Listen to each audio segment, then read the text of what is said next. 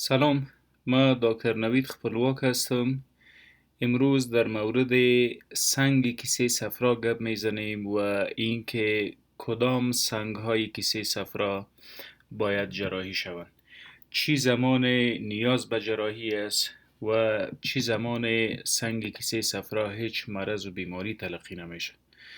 خب، کیسه صفرا در پایین از کبد ما قرار داره، گال بلادر، و وظیفهش هم ذخیره کردن مایات صفراوی است. درست؟ خب، مایع صفراوی در کبد ساخته میشه و مایاتی که در کیسه صفرا ذخیره میشه از چندین بخش تشکیل شده: بایل سالتس یا نمک هایی که در مایع صفراوی موجود است، بایل پیگمنتس. اما قسم به مقدار زیاد کلسترول در مایع صفراوی موجود است. اما قسم منرال های خیلی مفید چون سودیم، پوتاسیم، کلسیم، بایکاربونیت، اینا همشان با شمول میوسین و فتی اسید یا شحمیات، اینا همش در کبد ساخته میشه و توسط ای چینل های صفراوی میایه به کیسه صفرا. خب، وظیفه چی است؟ چرا باید اینجا بیایه؟ از اساسی ترین وظیفه مایع صفراوی کمک در هضم است. دایجستشن. هضم چی معنا؟ توته و پارچه کردن مواد مرکب. درست؟ دایجستشن یا پارچه کردن اجزای مرکب و بزرگ مواد غذایی به اجزای قابل جذب. موادی که در کیسه صفرا موجود است در هضم شحمیات، لیپیدز، رول خیلی مهم داره و از همه مهم ما یک نوع ویتامین منحل در شحم داریم، فاتس، که اونا را فات سالبل ویتامینز میگه، که عبارت از ویتامین دی که در ساخت و ساز استخوان خیلی رول مهم داره، خصوصا ویتامین دی 3. ویتامین دیگه که در شحم منحل است، ویتامین که، استقرار جریان خون بیشتر مرتبط به ویتامین که است. همه قسم در دفاع از وجود رول خیلی مهم داره. ویتامین ای که بیشتر برای صحت کبد و شفافیت جلد ما مهم است. اینا همه ویتامین هایی است که در شحم منحل است، یعنی در داخل چربی می باشه. از داخل این چربی ویتامین مورد ضرورت ما را مواد موجود در کیسه صفرا بر ما تهیه میکنه. اینا رول های اساسی و مهم کیسه صفرا، مایات صفراوی در هضم است که در کیسه صفرا ذخیره میشه. میریم روی اصل موضوع که سنگ کیسه صفرا است. خب، چی وقت سنگ تشکیل میشه در کیسه صفرا؟ ببینین، مایات صفراوی که دو مواد خیلی مهم و همچنان مواد زائد و بیهوده است که بالاخره از کیسه صفرا، از کبد به کیسه صفرا و از اونجا هم به داخل روده میریزه و همراه با مواد غایطه به محیط بیرونی انتقال میکنه. خب، چی وقت سنگ کیسه صفرا تشکیل میشه؟ زمانی که مایات صفراوی بیایه و بیش از وقت در کیسه صفرا بمانه. زمانی که مایع صفراوی غلیظ شد، رسوب کرد، آهسته آهسته زمینه سازی میکنه به ستونز یا به سنگ. خب، این شد تشکیل یا ساخت و ساز سنگ که چگونه در کیسه صفرا ساخته میشه. میریم به علائم و خطراتی که ممکن از این ناحیه بروز کنه. اول خو اگر کسی صفرا سنگ داشته باشه و ما ای سیمتوماتیک باشیم، هیچ علامه هم نداشته باشیم، در او صورت هیچ تکلیفی نیست، نه به خوردن کدام دوا ضرورت است و نه هم به جراحی ضرورت است. یک، چرا به خوردن دوا ضرورت نیست؟ چون سنگ در کیسه صفرا موجود است، هیچ علائمی را به وجود نآورده. اگر تعداد سنگ زیاد نیست، یک دانه است یا دو دانه، سایزش خیلی خرد است، چانس داره که بالاخره از طریق CBD یا ای پایپی که مایع صفراوی را به هدایت میته بروده، از این طریق بفته و بره به مواد غایته. دوم، هیچ علائم و هیچ نقص را بر ما به وجود نآورده و ضرور هم نیست که یا معالجه کنیم و یا کدام دوایی را بخوریم. اگر کیسه صفرا سنگ داره، در او صورت بعضی تدابیری که میتونه از شدت تکلیف جلوگیری کنه، از پیشرفت تکلیف جلوگیری کنه، او را باید داشته باشیم. preventive measurement یا تدابیری که ما بتانیم سنگ کیسه صفرا را اموتو یک دانه نگاه کنیم و بیشتر هم مجال شدت تکلیف یا پیشرفت تکلیف ندهیم. باید چی کنیم؟ حداقل در زمانی که گشنه هستیم غذای خود با وقت بخوریم. صحیح؟ on time meal. امی که احساس گشنگی کردیم باید غذای خود بخوریم، چون زمانی که گشنه میشیم غذا میایه به معده، از معده به دوردینم یا این قسمت اول امعای کوچک، انزیم به نام کولیسیستوکاینیز از دوردینم ترشح میشه.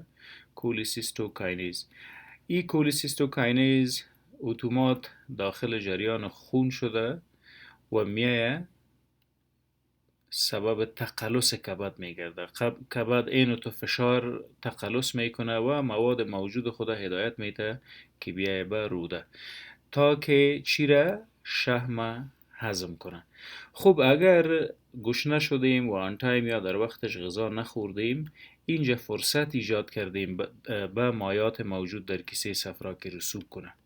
پس با سنگی که قبلا موجود بود به ضخامتش افزودیم و یا هم در کنجهای از این سنگ یک سنگ دیگه تشکیل میشه. این شد موضوع خیلی مهم. اگر وزن ما خیلی زیاد است، باید حداقل تدابیر کم کردن وزن یا ورزش، اکسرسایز داشته باشه. بهترین ورزش دویدن است. حداقل اگر 10 دقیقه هم در یک شبانه روز بدویم، ولی هر روز بدویم، میتونیم وزن زاید خود کم کنیم و از شدت تکلیف هم جلوگیری کنیم. یک چیزی که خیلی مهم است باید به یاد داشته باشیم که کم کردن وزن خیلی سریع هم سبب سنگ کیسه صفرا میگرده. پس اعتدال در هر کار باید رعایت شود، حتی کم کردن وزن. به هر حال اگر سنگ کیسه صفرا داشته باشیم و هیچ علائمی نداره، پس هیچ تدبیر هم مهم نیست که وضع شود الا preventive measurements یا تدابیری که میتونه جلوگیری کنه از ساخت و ساز سنگ‌های بعدی. اونا بیشتر عبارت از این دو وضعیت است و میریم سر خوردنی ها. چی باید کم خورده شود؟ روغن باید کمتر استفاده شود، چون لپرز سبب تقلص کیسه صفرا میگرده و حتی سبب میشه که مایع صفراوی یا بایل زیادتر ترشح شود. پس با کم خوردنش ترشحات کمتر میشه، ذخیره کمتر و ضرورت کمتر. از اینا اگر پرهیز کنیم تا حد خیلی خوب است. خب چی وقت سنگ کیسه صفرا را جدی بگیریم و تدابیری که حتی جراحی است وضع شود؟ اگر کیسه صفرا سنگ داره، کولیلیتیاسیس موجود است، کتش عفونت کیسه صفرا هم به وجود آمده. درست؟ کولیسیستایتس به وجود آمده. عفونت کیسه صفرا برخواسته از سنگ در کیسه صفرا. درست؟ تا این حد هم نیاز به جراحی نیست، نیاز مطلق. قطع عفونت کیسه صفرا، موجودیت سنگ در کیسه صفرا، اگر دیوار کیسه صفرا تکر یا دبلتر در التراساوند دیده شد، در او صورت بهتر است که کولسیستکتومی یا عملیات صورت بگیرد. دوم، اگر دیسپپسیا یا سوی هاضمه موجود است و هیچ نقص و نواقص هم در روده و معده، کبد و اعضای دیگه جهاز هاضمه موجود نیست، دواها هم بیش از حد خوردیم هیچ نتیجه نداد، در او صورت به خاطر بهتر کردن هضم باید کولسیستکتومی یا عملیات صورت بگیره. کیسه صفرا باید از وجود برداشته شود. نیاز دیگه که به عملیات است در موجودیت کیسه صفرا، اگر سنگ کیسه صفرا داریم و در خانواده ما هم تاریخچه موجودیت سرطان کیسه صفرا موجود است، فامیلی هیستوری، در او صورت بهتر است که قبل از بروز خطر ما فامیلی هیستوری قبل از بروز خطر باید کیسه صفرا را عملیات کنیم و از بین ببریم. ببخشید.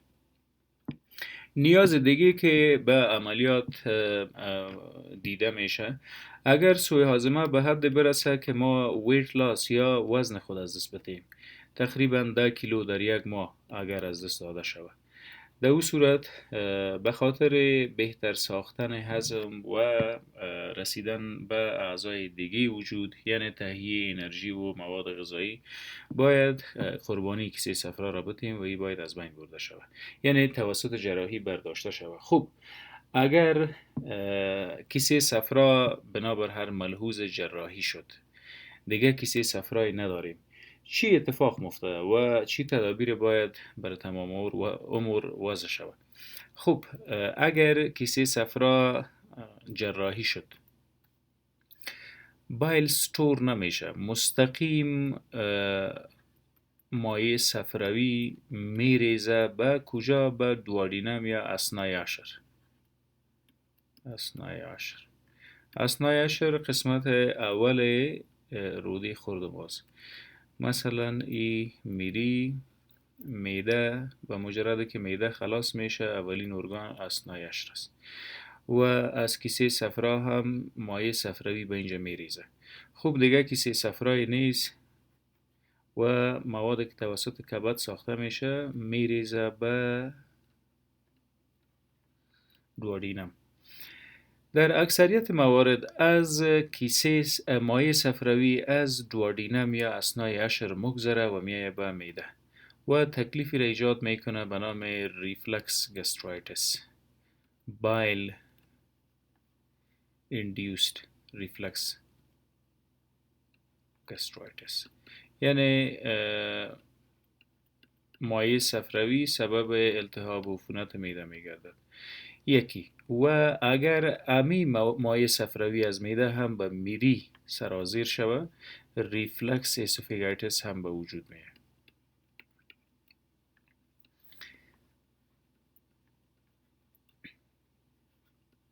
این شد دو ریفلکسی که ممکن است توسط فلو یا برگشت مایعات به معده و میری به وجود بیاید.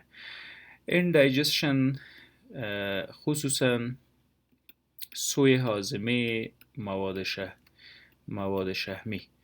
روغن باب اگر بخوریم ترش میکنه معده، سبب اسهالات میگرده، غر و غور شکم به وجود میاره. چرا؟ چون دیگه مایع صفراوی در وقت و زمانش ترشح نمیشه، بلکه چک چک ریخته میره به دوادینم. برای جلوگیری از این وضعیت اگر احیانا تثبیت شد که یکی از این التهاب‌ها یا عفونت‌ها موجود است، در او صورت باید برای احتیاطاً از دواهای اومپرازول، پنتاپرازول، از اینا استفاده کنیم، از سایتوپروتکتیوز یا از ادویجاتی که حجرات ما را حفاظت میکنه، در خصوص جهاز هاضمه از سوکرالفیت میتونیم استفاده بکنیم که سبب حفاظت حجرات اثنای عشر و معده از تیزاب و از مایع صفراوی بگردد. ولی اینا همش باید تحت نظارت یک دکتر تجویز گرده که اووردوز از اینا یا استفاده بیش از حد از اینا میتونه سبب بروز تکالیف دیگه نزد مریض بگردد. مخلص کلامی که چی وقت باید جراحی صورت بگیره.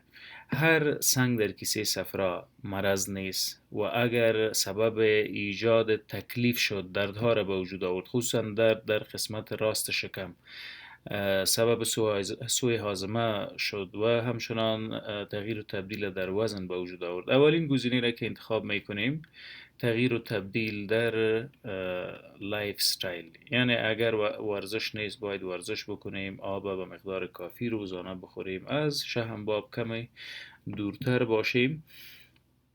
اگر با اینا هم وضعیت بهترتر نشد، میتونیم از ادویجات استفاده بکنیم و این ادویجات باید تحت نظارت دکتر تجویز بگردد. ولی اگر هیچ گزینه‌ای نمانده بود برای معالجه کیسه صفرا، در او صورت میتونیم که عملیات بکنیم و چرا باید عملیات بکنیم و موضوعات براتون واضح تر ساختم. با امید این که مفید واقع شده باشه.